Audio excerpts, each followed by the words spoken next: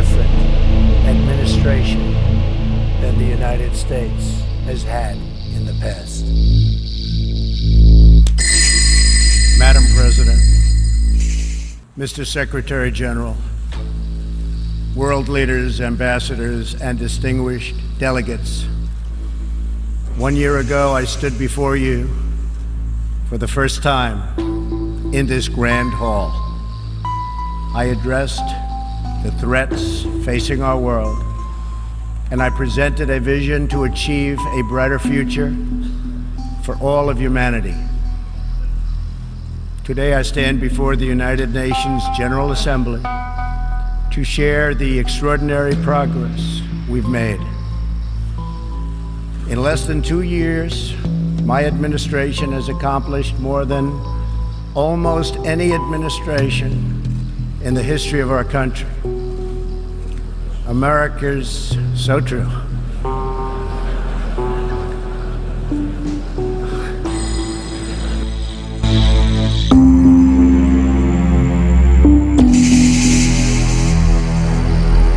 America's economy is booming like never before. Since my election, we've added $10 trillion in wealth. The stock market is at an all-time high in history, and jobless claims are at a 50-year low. African American, Hispanic American, and Asian American unemployment have all achieved their lowest levels ever recorded. We've added more than 4 million new jobs, including 500,000 manufacturing jobs. We have passed the biggest tax cuts and reforms in American history. We've started the construction of a major border wall, and we have greatly strengthened border security. We have secured record funding for our military, $700 billion this year, and $716 billion next year. Our military will soon be more powerful than it has ever been before. In other words, the United States is stronger, safer, and a richer country than it was when I assumed office less than 2 years ago.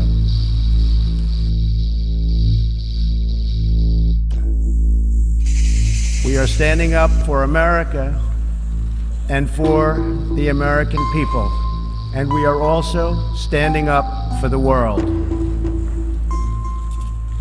This is great news for our citizens and for peace-loving people everywhere. We believe that when nations respect the rights of their neighbors and defend the interests of their people, they can better work together to secure the blessings of safety, prosperity, and peace. Each of us here today is the emissary of a distinct culture, a rich history, and a people bound together by ties of memory, tradition, and the values that make our homelands like nowhere else on earth. That is why America will always choose independence and cooperation over global governance, control, and domination. I honor the right of every nation in this room to pursue its own customs, beliefs, and traditions. The United States will not tell you how to live or work or worship. We only ask that you honor our sovereignty in return. When they say there's no conspiracy, I mean, we talk about a conspiracy. It started out as a conspiracy. But when they say today there's no conspiracy, that's not a lie, it's the truth.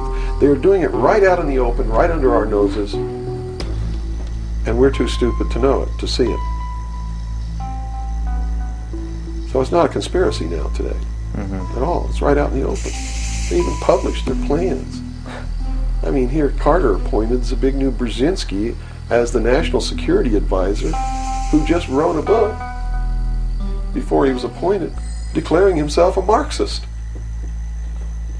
When you read that book, this man believes in Marxism. This man is a socialist. Not only a socialist, he's an international socialist. He's a globalist. His goal, stated in his book, is to destroy the sovereignty of nations and bring about a one-world Marxist government. Now, the Carter administration was one extreme, and then we came into the Reagan administration, yet nothing changed. Nothing changed. What you're saying is that no matter what the political leanings, they seem to be playing the same game. As long as you're playing their game, it doesn't matter who you vote for, who you put in office. They all belong to the other side. They're the pockets of the Illuminati.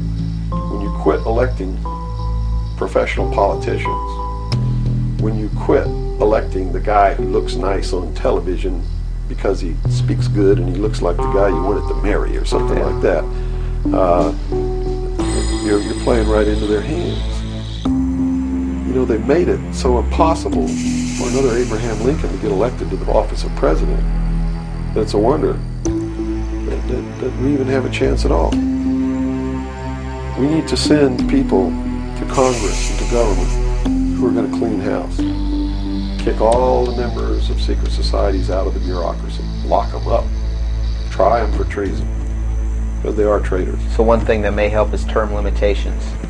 We must have term limitations, and it must be only one term. And forget all this nonsense that anybody goes to Washington and don't know what's happening. They don't know what's happening simply because they haven't taken the time as citizens to understand how our government works before they ever go to Washington. You see, it should be a process that starts in infancy and works its way up, and everybody should be taking part in the government. Now, if someone came in to office with this kind of knowledge and with this kind of intent to really push these people out, would they not be eliminated immediately? Not if they have the people behind them, because what the people would do in one fell swoop, in one election, would elect people who've never served in government before, kick the incumbents out, send citizens to Washington. And here's the way it has to be done. You know, right now, you don't even pay your congressman. You know who pays your congressman?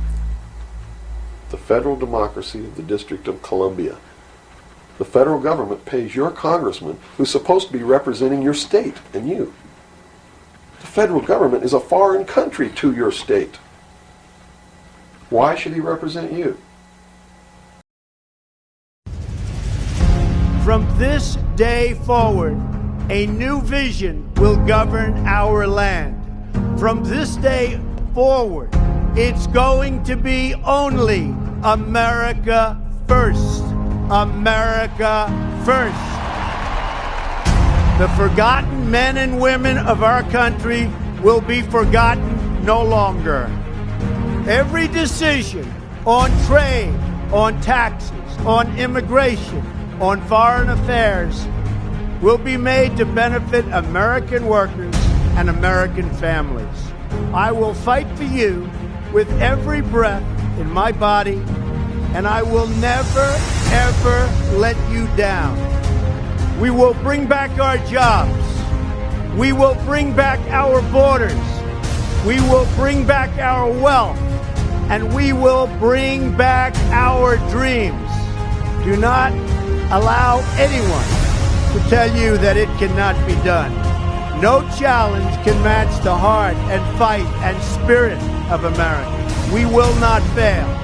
January 20th, 2017 will be remembered as the day the people became the rulers of this nation again.